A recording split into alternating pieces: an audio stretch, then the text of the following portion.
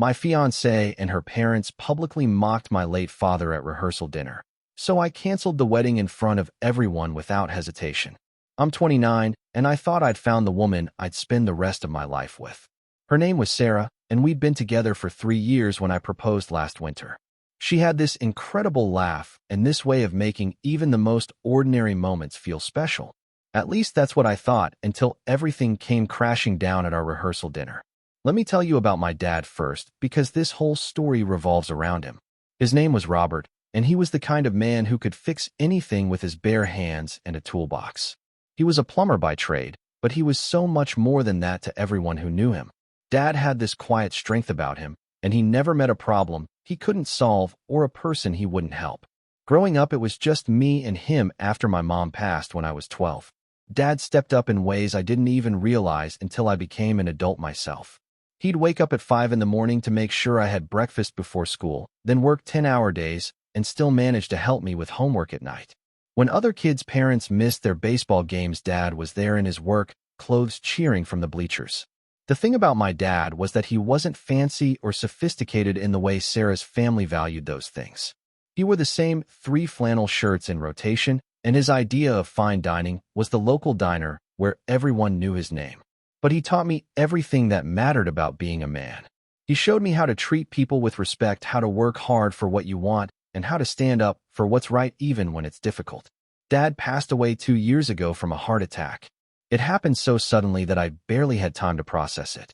One day we were planning to go fishing that weekend, and the next day I was planning his funeral. I've never felt lost like that before. It was like losing my compass and my foundation all at once. Sarah was there for me during the worst of it, or at least I thought she was. She held me when I cried and helped me sort through his belongings. She even suggested we keep his old toolbox, which meant the world to me at the time. Looking back now, I wonder if she was just going through the motions, because that's what girlfriends are supposed to do. When I started planning the proposal, I knew I wanted to incorporate something of my dad's into it. I ended up using his mother's ring, the one he'd given to my mom all those years ago. It wasn't the biggest diamond or the most expensive setting, but it had history and meaning.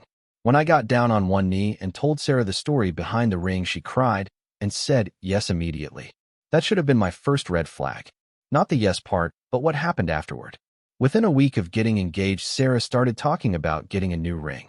She said she loved the sentiment, but maybe we could use the diamond in a more modern setting. Something that would photograph better for social media, she said with that laugh that used to charm me. I told her I'd think about it, but honestly the request stung. That ring represented 3 generations of love in my family, and she wanted to tear it apart and remake it. I should have seen it as a preview of what was coming, but I was too caught up in wedding planning to pay attention to the warning signs. Sarah's parents, Richard and Margaret, were what you'd call old money. Not billionaire level, but wealthy enough that they'd never had to worry about anything practical in their lives. Richard inherited his father's accounting firm, and Margaret spent her days organizing charity events and shopping. They lived in this perfectly manicured world where image was everything, and they made sure everyone knew it. From the moment I met them, I could tell they thought Sarah was settling for me. It wasn't anything they said directly, but there were always these little comments. Richard would ask about my work repairing HVAC systems, and then make some joke about getting his hands dirty. Margaret would talk about their country club friends and how accomplished their children were, as if she was trying to remind me that I didn't measure up. Sarah never stood up for me during these moments. She'd just laugh it off or change the subject. When I brought it up with her later, she'd say I was being too sensitive or that her parents were just trying to get to know me better.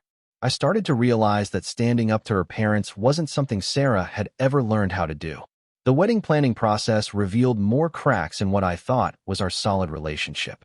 Every decision seemed to go through Richard and Margaret first. The venue, the flowers, the menu, all of it had to meet their standards. When I suggested including some of my dad's favorite songs in the reception playlist, Sarah said they weren't really appropriate for the tone they were going for. I should have called things off right then, but I kept telling myself that once we were married, things would be different. Sarah would learn to put our relationship first, and her parents would eventually warm up to me. I convinced myself that love was supposed to be hard work sometimes, and that fighting for us was the noble thing to do. Looking back, I can see how naive I was, but at the time I thought I was being patient and understanding. As the wedding approached, the dynamics with Sarah's family became more obvious and more uncomfortable. Richard and Margaret took over planning the rehearsal dinner, which should have been our responsibility as the couple. They insisted on hosting it at their country club and made it clear that they were paying for everything, so they'd make all the decisions. I tried to suggest a few things like maybe having it somewhere more casual where my small group of friends and family would feel comfortable, but Margaret shut that down immediately. She said the country club was elegant and that this was an important social event, not just a casual dinner. Sarah sided with her parents, saying they were being generous and I should be grateful. The guest list for the rehearsal dinner was another source of tension. Most of the people invited were from Sarah's side, which I understood since her family was much larger than mine. But when I looked at the final list, I realized that several of my dad's closest friends hadn't been included. These were men who had been like uncles to me growing up, and I really wanted them there. When I brought this up to Sarah, she said the venue had limited seating and her parents had already confirmed the numbers. She suggested I invite them to the wedding instead, but that wasn't the same thing. The rehearsal dinner was supposed to be intimate with the people who mattered most, and these men had mattered to my dad, which meant they mattered to me.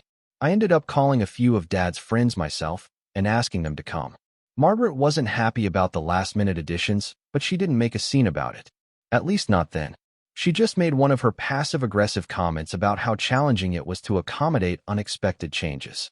The week leading up to the rehearsal dinner, I started having doubts about the whole thing. Not just the dinner, but the marriage itself. Sarah and I were barely talking because every conversation seemed to turn into an argument about wedding details.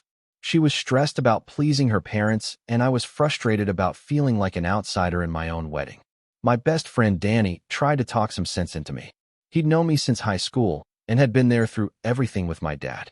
Danny pulled me aside after work one day and said he was worried about me. He said Sarah seemed to care more about the wedding than about marrying me, and that her parents were treating me like hired help instead of their future son-in-law. I defended Sarah because that's what you do when you love someone, but deep down I knew Danny was right. The woman I'd fallen in love with 3 years ago seemed to have disappeared somewhere in the wedding planning process. Every decision was about appearances and status instead of about us building a life together. The night before the rehearsal dinner, Sarah and I had our biggest fight yet. We were at her apartment going over the seating chart when she casually mentioned that she'd moved my dad's friends to a table in the back corner. She said her parents thought it would be better to have the more prominent guests closer to the head table. I couldn't believe what I was hearing. These men had helped raise me after my mom died, and now they were being shuffled to the corner like they didn't matter. When I told Sarah how hurtful this was, she rolled her eyes and said I was being dramatic. She said it was just seating and that no one would even notice where people were sitting.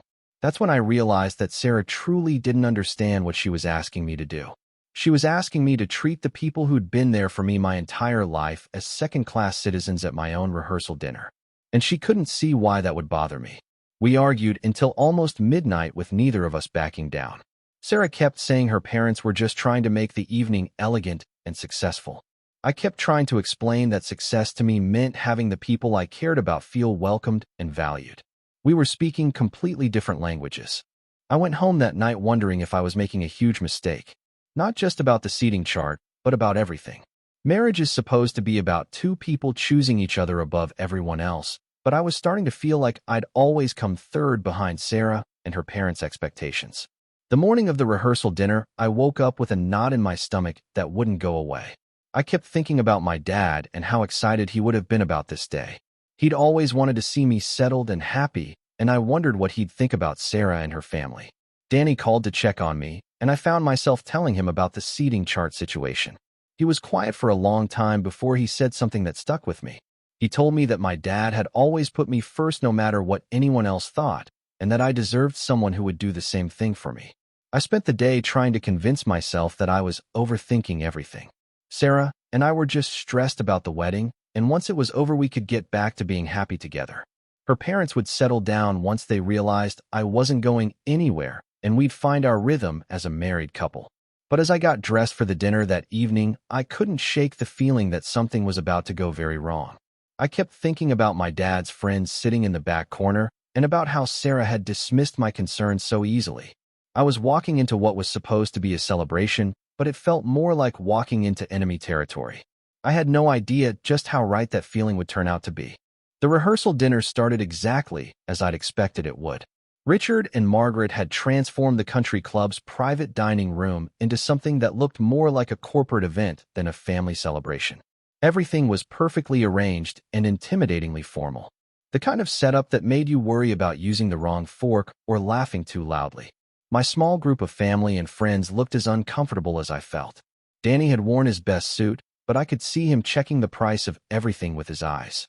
My dad's friends Jim and Marcus were sitting at their assigned table in the corner, looking like they'd rather be anywhere else.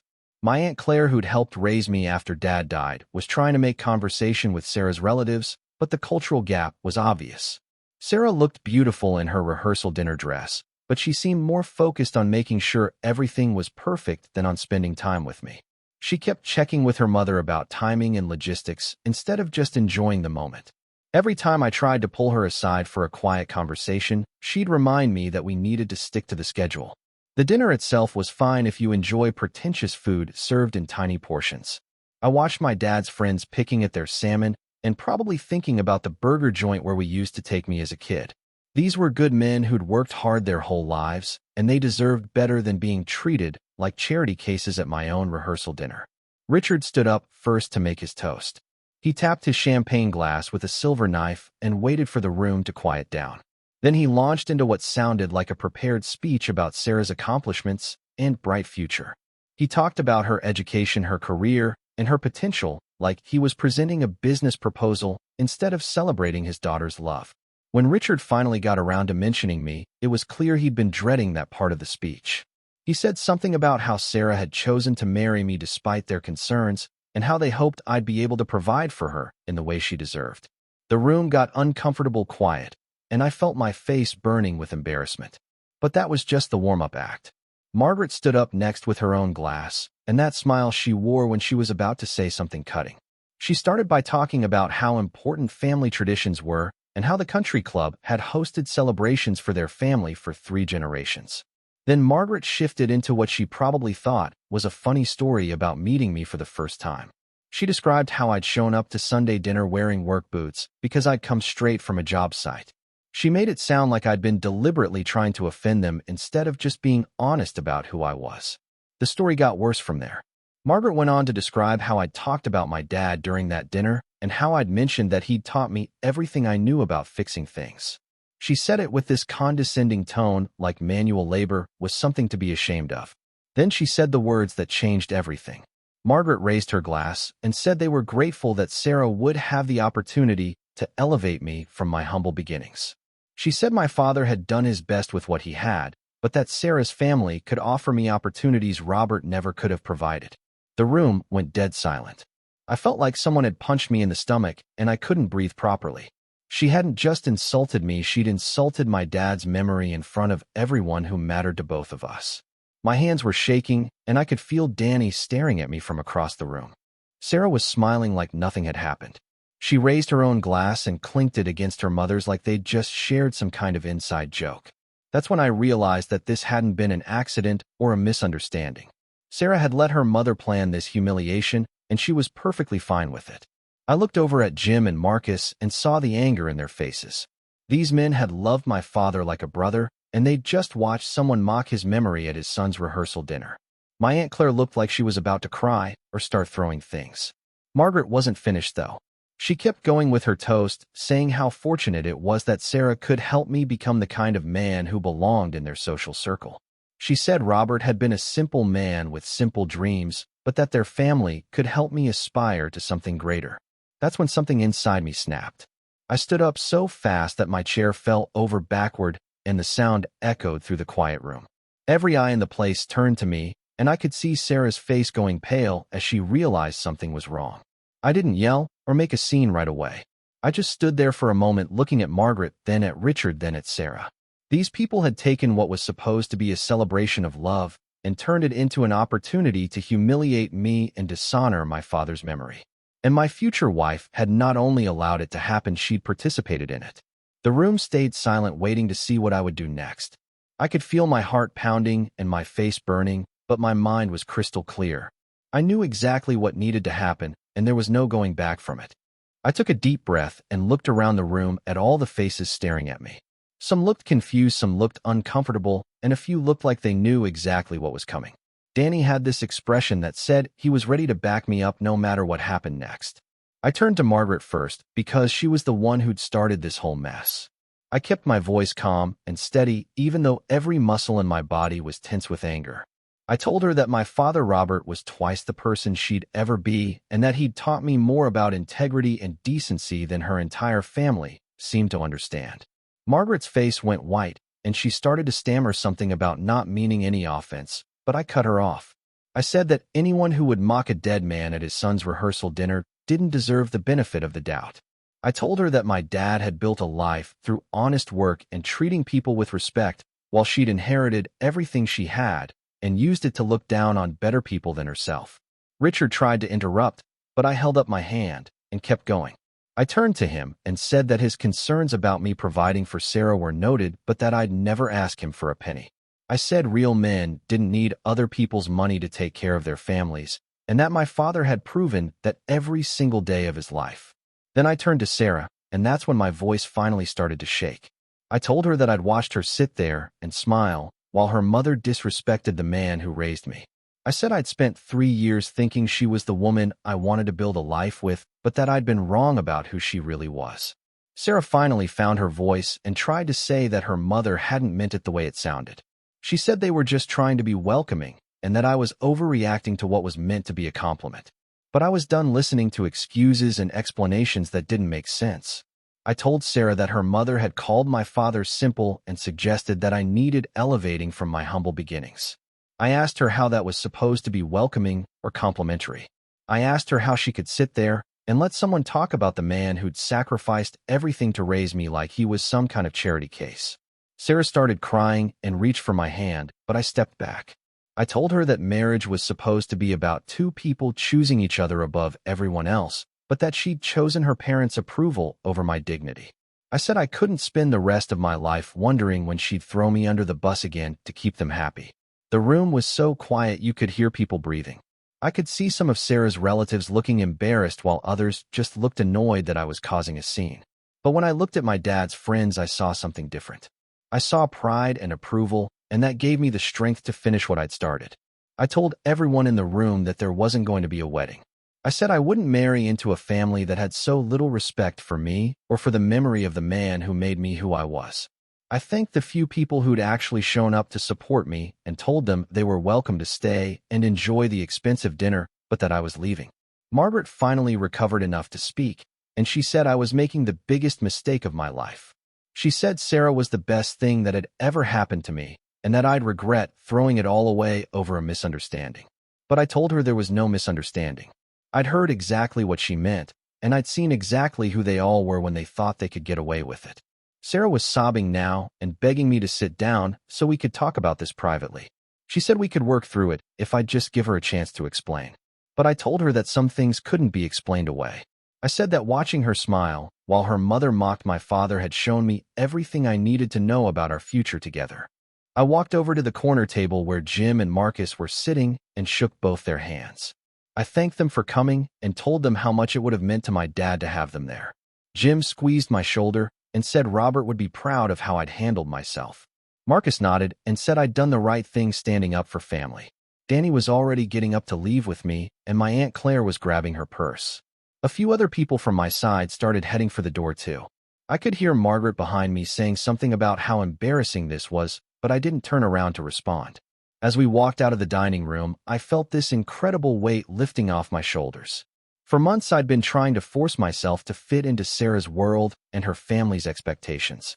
I'd been bending over backward to prove I was worthy of their acceptance, while they'd been looking for ways to put me in my place. Outside in the parking lot, Danny put his hand on my back and said that was the most impressive thing he'd ever seen me do. My Aunt Claire hugged me tight and said my father would have been so proud of me for standing up for him and for myself. Jim and Marcus both said they'd never doubted I had Robert's backbone, and that tonight had proved it. I spent the next few weeks dealing with the fallout. Sarah called and texted constantly, trying to get me to change my mind. She said her mother was willing to apologize and that we could start over if I'd just forgive this one mistake.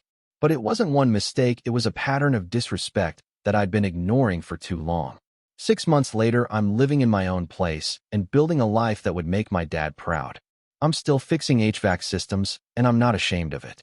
I've started dating someone who thinks my work ethic is attractive instead of embarrassing, and who would never let anyone disrespect my family's memory. Looking back, I realized that calling off the wedding was the best decision I ever made. My father taught me to stand up for what's right even when it's hard, and that night, I finally learned what he meant. Some things are more important than keeping the peace, and honoring the people who made you who you are is definitely one of them.